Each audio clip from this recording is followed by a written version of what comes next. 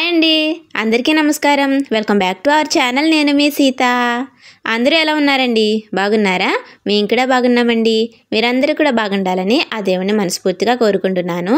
ఈరోజు మన వీడియో ఏంటంటేనండి, సంక్రాంతి పండగకి ఇంటి పనులన్నీ కూడా కంప్లీట్ అయిపోయాయి. ఇంకా భోగి పిడకలు వేసేసుకున్నాము, ముగ్గు వేయడానికి కలర్స్ని రెడీ చేసేసుకున్నాము. ఇంకా ఒక పిండి వంటలు మాత్రమే మిగిలాయండి. పిండి వంటలు డే 1 అనమాట అండి ఈరోజు వీడియోలో మేమైతే అరిసెలు ఇంకా జంతికలు వండుతున్నాము. ఇంకా నెక్స్ట్ డే ఏమో కారపూస, బూందీ ఇలాంటివి వేద్దాం అనుకుంటున్నాము. మాకు ఇంటి వెనకాల పొయ్యి ఉంది కదండి, అక్కడ పిండి వంటలు చేసేటప్పుడు కొంచెం ఇరుకైపోతుంది అనేసి ఈరోజు మా ఇంటి ఎదుర షెడ్ ఉంది కదండి, అక్కడే పొయ్యినైతే ఇదిగోండి 3 సిమెంట్ ఇటుకలతో ఇలా పొయ్యినైతే రెడీ చేసేసుకున్నాము. మేము ఈరోజు అరిసెలు ఇంకా పాకుండలు ఈ 2 రకాల పిండి వంటలు కూడా వండుకుంటున్నామండి. మేము వండుకునే ప్రాసెస్ని అయితే కనుక ఈ వీడియోలో మీకు చూపిస్తాను. ముందుగా మనం కేజీ బెల్లంతో అరిసెలు వండుకోవాలనుకుంటున్నాం అనుకోండి, కేజీ బెల్లానికి కేజీన్నర బియ్యాన్ని అయితే నానబెట్టుకోవాలి. ఏ పిండి వంటలు చేసుకున్నా కానీ రేషన్ బియ్యాన్నే వాడాలండి. రేషన్ బియ్యంతో చేసుకుంటేనే పిండి వంటలు అనేవి బాగుంటాయి. ఈరోజు మేము కూడా కేజీ బెల్లంతోనే అరిసెలు వండుకుంటున్నామండి. అరిసెలు వండుకునే ముందు రోజు రాత్రే బియ్యాన్ని అయితే నానబెట్టేసుకోవాలి. ఇక ఈరోజు మనం అరిసెలు వండుకుంటాము అనే ముందుగానండి, మనం ముందు రోజే నానబెట్టుకున్న బియ్యాన్ని ఇలా నీళ్లు వాడేసుకోవాలి. ముందుగాను నీళ్ళన్నీ వాడిపోయిన తర్వాత తడి బియ్యాన్ని మిల్లు దగ్గరకు తీసుకెళ్ళి మనం పిండి పట్టించుకోవాలి. ఇది వరకటి రోజుల్లో అయితే కనుక రోట్లో దంచి అప్పుడు ఆ పిండితో అరిసెలు వండేవారండి. ఇప్పుడు అలాంటి వాళ్ళు ఎవ్వరూ కూడా ఎక్కడా లేరండి, అందరూ మిల్లు పట్టించేస్తున్నారు. నీళ్ళన్నీ వాడిపోయిన తర్వాత ఆ తడి బియ్యాన్ని ఒక బకెట్లోకి అయితే తీసేసుకున్నాము. ఇప్పుడు తాతయ్య మిల్లు దగ్గరికి వెళ్ళి పిండి పట్టించుకొస్తారు. ఎలానో వెళ్తున్నారు కదా అనేసి ఇంకా పచ్చిశనగపప్పు, పొడి బియ్యం వీటిని కూడా ఆడించుకురమ్మని ఒక్కొక్క బాక్స్లోకి అయితే వేసేసాము. ఇవేమో పొడి బియ్యం, ఇవేమో పచ్చిశనగపప్పు, ఇంకా తడి బియ్యం, వీటన్నిటిని కూడా తాతయ్య ఇప్పుడు మిల్లి దగ్గర తీసుకెళ్ళి పిండి పట్టించుకుని తీసుకొస్తారు. ఇంకా మనం జంతికలు, కారపూస ఇలాంటివి ఏమన్నా చేసుకున్నా కానీ ఇంట్లో మనకి ఇవన్నీ అవసరం కదా అని ఒకేసారి ఇవన్నీ కూడా ఆడిచ్చేసుకుంటున్నాము. తాతయ్య పిండిని ఆడించుకొచ్చే లోపల మేమైతే పొయ్యను అంటించేసి ఇక్కడ పాకాన్ని కూడా రెడీ చేసేస్తున్నాము. ముందుగా బెల్లాన్ని చిన్న చిన్న ముక్కల్లా కొట్టేసుకుని అందులో ఒక గ్లాస్ వాటర్ని కూడా వేసేసి ముందుగా బెల్లాన్ని అయితే కరిగించేసుకుంటున్నాము. బెల్లం కరిగిపోయిన తర్వాత ఒక క్లాత్ వేసి వడకట్టేసుకుంటామండి. మనం వాడేది ఎంత మంచి బెల్లమైనా కానీ వడకట్టకుండా పిండి వంట చేసామనుకోండి అసలు మనశ్శాంతే ఉండదండి. అందులో ఏమన్నా నలకలు లాంటివి, ఇసుక లాంటిది తగిలేస్తుందేమని ఒక చిన్న భయం ఉంటుంది కదండి. ఇలా పిండి వంటలు చేసుకునేటప్పుడు అయితే కనుక బెల్లాన్ని ఖచ్చితంగా కరిగించి వడకట్టేసుకుని అప్పుడే చేసుకోవాలండి. ఈరోజు మేము తీసుకున్న బెల్లం కూడా చాలా మంచిది, అయినా కానీ ఎందుకులే ఏమన్నా ఉంటాయేమో అనేసి ముందుగా కేజీ బెల్లాన్ని కూడా చిన్న చిన్న ముక్కల్లా కొట్టేసుకుని ఒక గ్లాస్ వాటర్ని కూడా వేసేసి ముందుగా బెల్లాన్ని అయితే కరిగించేసుకుని వడకట్టేసుకుంటున్నాము. అరిసెలకు కూడా సెపరేట్గా బెల్లం అమ్ముతారండి. అరిసెలు వండుకోవడానికి బెల్లం కావాలి అంటే వాళ్ళే ఇచ్చేస్తారు. మొన్న మేము అమ్మ వాళ్ళ ఇంటికి వెళ్ళొచ్చేటప్పుడు అండి, రోడ్డు పక్కన ఇలా బెల్లం ఇంకా పానకం అలాంటివన్నీ కూడా అమ్ముతారు. అక్కడ బెల్లం కూడా చాలా బాగుంటుందండి. ఇంకా అందుకని మేము అప్పుడు అమ్మ వాళ్ళ ఇంటికి వెళ్ళొచ్చేటప్పుడే ఒక కేజీ బెల్లాన్ని అయితే తీసేసుకున్నాము.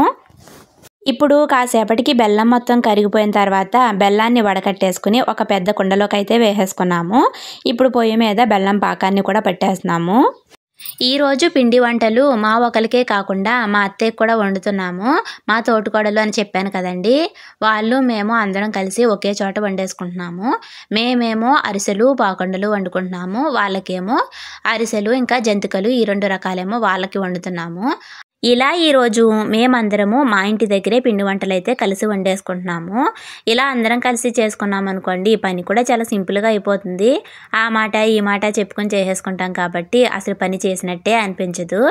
సంక్రాంతి పండగకండి పల్లెటూరులో పిండి వంటలు చేసుకునేటప్పుడు ఇలా 2-3 కలిసి ఒకే చోట కూర్చుని అందరూ కూడా పనులు చేసుకుంటూ ఉంటారు. ఇదిగోండి ఈ లోపల మాకు పాకం కూడా రెడీ అయిపోయింది.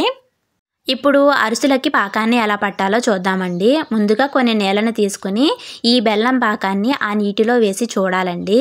ఇలా ఉండవకుండా కొంచెం మెత్తగానే ఉందనుకోండి అప్పుడు అరిసెలు మెత్తగా వస్తాయి. అలా కాకుండా మనం ఇలా పాకాన్ని వేసుకున్నప్పుడు అది వెంటనే ఉండైపోయింది అనుకోండి, మనం ఇలా చేతితో పట్టుకునేటప్పటికి అప్పుడు అరిసెలేమో కరకరలాడేలాగా వస్తాయి. మనకి ఎలా కావాలంటే పాకాన్ని అలా పట్టుకోవాలండి. అరిసెలకి లేత పాకం పట్టుకుంటేనేమో అరిసెలు మెత్తగా వస్తాయి, ముదర పాకం పట్టుకుంటేనేమో అరిసెలు కరకరలాడేలా వస్తాయి.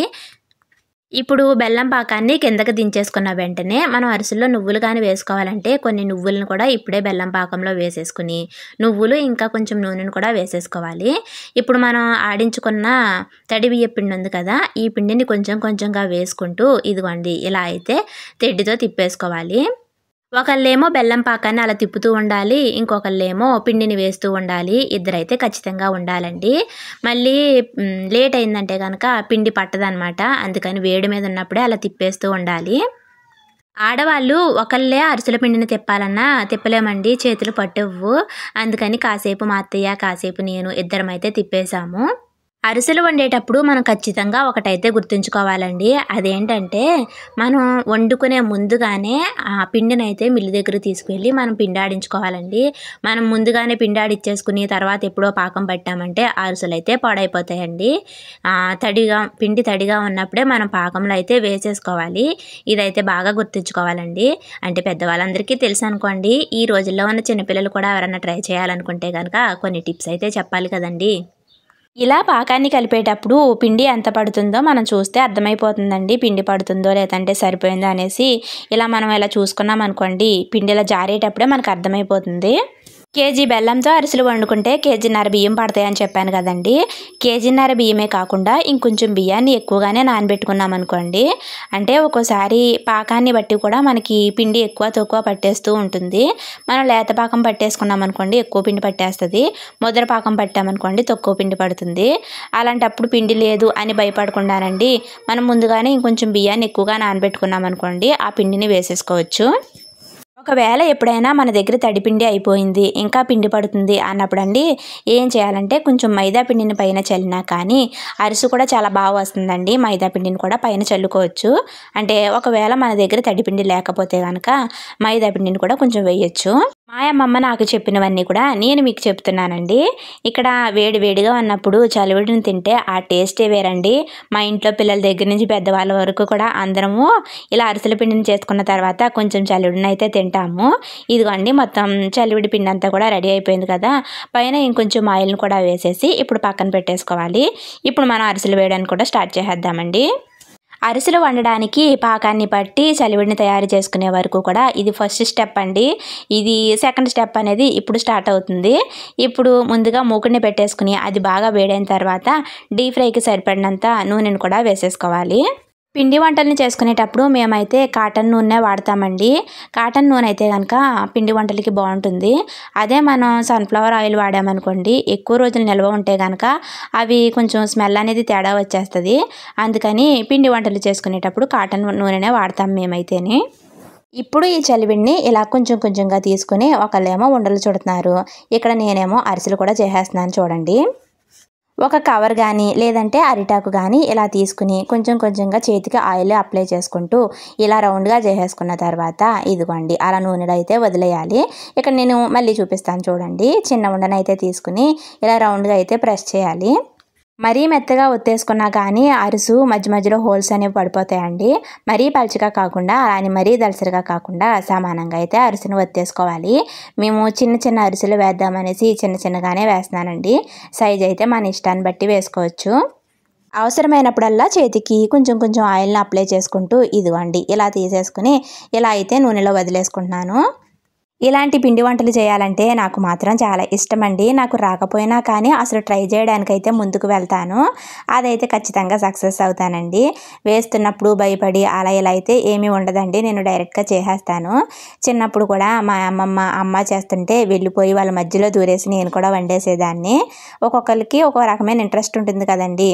ఆ క్వాంటిటీలు గట్టా తెలియకపోయినా కానీ ఇలా వేయడం తీయడం ఇలాంటివన్నీ కూడా బాగానే చేసేస్తాను. అరిసె వేగడానికి ఎక్కువ టైం అయితే ఏం పట్టదండి, తొందరగానే వేగిపోతాయి. వేసిన వెంటనే ఒకవైపు కలర్ వచ్చేస్తాయి, రెండో వైపు కూడా కలర్ వచ్చిన వెంటనే తీసేసుకోవాలి. ఇప్పుడు వీటిని అపకలు అంటారండి. రెండు అపకల్ని ఇచ్చుకుని అరుసు మధ్యలో పెట్టుకుని ఇలా గట్టిగా నొక్కామనుకోండి అందులో ఉన్న ఆయిల్ అంతా కూడా బయటకు వచ్చేస్తుంది. ఇదిగోండి ఈరోజు మా అరిసెలు అయితే ఇలా వచ్చాయి. చిన్న చిన్న అరిసెలు అండి, అంటే తినడానికి కూడా బాగుంటాయి కదా, పిల్లలు తినడానికి కూడా బాగుంటాయి కదా అని చిన్న చిన్నవి అయితే వేసాము. ఇదిగోండి రెండు వైపులా రెడ్ కలర్లోకి వచ్చేసిన తర్వాత ఇదిగోండి అపకతో గట్టిగా నొక్కామంటే ఆయిల్ అంతా కూడా బయటకు వచ్చేస్తుంది. ఇలా ఈరోజు మేమందరము కూడా అరిసెలనైతే ఇలా వండేసుకున్నామండి. చూసారు కదా, అరిసెలు చాలా బాగా వచ్చాయండి. ఇలా ఒకళ్ళేమో ఉండలు చుట్టడం, ఇంకొకళ్ళేమో అరిసెలు వేయడం, మరొకరేమో వేగిన అరిసెల్ని తీసి పక్కకు పెట్టడం, ఇలా అయితే మా పనులు జరుగుతున్నాయండి. ఈరోజు మేము వండిన అరిసెలు అయితే మరీ కరకరలాడేలా కాకుండా, అలా అని మరీ మెత్తగా కాకుండా సమానంగా ఉన్నాయండి. మా తాతయ్యకి అరిసెలు మెత్తగా ఉంటేనే నచ్చుతాయండి. ఇప్పుడైతే తినలేకపోతున్నారు, కానీ తినేటప్పుడు కూడా మెత్తగా ఉంటేనే ఇష్టపడేవారు. లాస్ట్ ఇయర్ ఏంటంటే మేము ముద్రపాకం పట్టేసి కరకరలాడేలాగా వండేసాము. ఇక అసలు తినలేకపోయేవారు అనమాట. అమ్మమ్మ తాతయ్య కూడా అసలు నవలలేకపోయేవారు. ఇంకా ఈసారి ఏంటంటే ముందుగానే చెప్పారు మా తాతయ్య, అంత ముద్రపాకం పట్టేయకండి, కొంచెం లేతపాకం పట్టి మెత్తగా వండండి అనేసి అన్నారు. ఈసారి మేము వండిన అరిసెలు అయితే మరీ మెత్తగా లేకుండా, అలానే బాగా క్రిస్పీగా లేకుండా సమానంగా ఉన్నాయి. అందరికీ నచ్చేలాగైతే బాగా వచ్చాయండి. ఇప్పుడు అరిసెలు వేయడం అయితే కంప్లీట్ అయిపోయిందండి. లాస్ట్లో ఇంకొంచెం పిండి ఉంది అన్నప్పుడు అరిసెలు మానేసి ఆ పిండిని ఇలా ఉండల్లా చుట్టేసుకొని మేమైతే పాకుండలు వేసేసుకుంటాము. ఎప్పుడు కూడా ఇలానే చేసేస్తున్నామండి. అంటే పాకుండలకు కూడా సెపరేట్గా మళ్ళీ వేరేగా పాకం పట్టి అప్పుడు వండుకుంటారు చాలామంది. కానీ అరిసెల పిండితోనే మనం పాకుండలు వేసేసుకున్న చాలా బాగా వస్తాయండి. చూసారు కదా, ఇదివరకు ఎక్కువ క్వాంటిటీలో అరిసెలు, పాకుండలు ఇవన్నీ పిండి వంటలు వండుకునేవారు కాబట్టి పాకుండలకు కూడా సెపరేట్గా పాకం పట్టుకుని అప్పుడు వండుకునేవారు. ఈ రోజుల్లో అంత ఎక్కువగా ఎవరు తినట్లేదు కాబట్టి అండి మన అరిసెల పిండిని ఇలా లాస్ట్లో పాకుండల్లా వేసేసుకున్నా చాలా బాగుంటాయి. ఈరోజు ఇలా 2 రకాల పిండి వంటలను కూడా రెడీ చేసేసామండి. ఇంకా మాకు ఈ అరిసెలు పాకుండలు వండడం అయిపోయిన తర్వాత మళ్ళీ ఇదే పొయ్యి మీద మా అత్తయ్యకి కూడా అరిసెలు వండేసాము. తర్వాత ఇంకా ఇంకొంచెం టైం ఉంది పిల్లలు రావడానికి అనేసి మా అత్తయ్య వాళ్ళకే జంతికలు కూడా వండేసాము. ఇదిగోండి ఈరోజు ఇలా పాకుండలు ఇంకా అరిసెలు ఈ 2 రకాల పిండి వంటల్ని కూడా చేసేసి పక్కన పెట్టేసుకున్న తర్వాత ఇప్పుడు మేము జంతికలను కూడా ఎలా వండామో మీకు చూపిస్తానండి. జంతికలు వండడానికైతే చాలా రకాల ప్రాసెస్లు ఉన్నాయండి. ఒక్కొక్కరు ఒక్కో రకంగా వండుతూ ఉంటారు. కొంతమంది ఏమో సగ్గుబియ్యం, ఇంకా పచ్చిశనగపప్పు, లేదంటే శనగపిండి ఇలాగా బియ్యపిండిలో కలిపి వేసుకుంటూ ఉంటారు. మామూలుగా అసలు ఏమీ వేయకుండా వరిపిండితోనే కొంతమంది అయితే వండుతారు. ఈరోజు మేమైతే బియ్యం ఇంకా పచ్చిశనగపప్పు రెండింటిని కలిపి ఆడించేసాము. కేజీ బియ్యాన్ని తీసుకుంటే 1/2 కేజీ పచ్చిశనగపప్పును వేసి రెండింటిని కలిపి మనం పిండిని అయితే ఆడించేసుకోవాలి.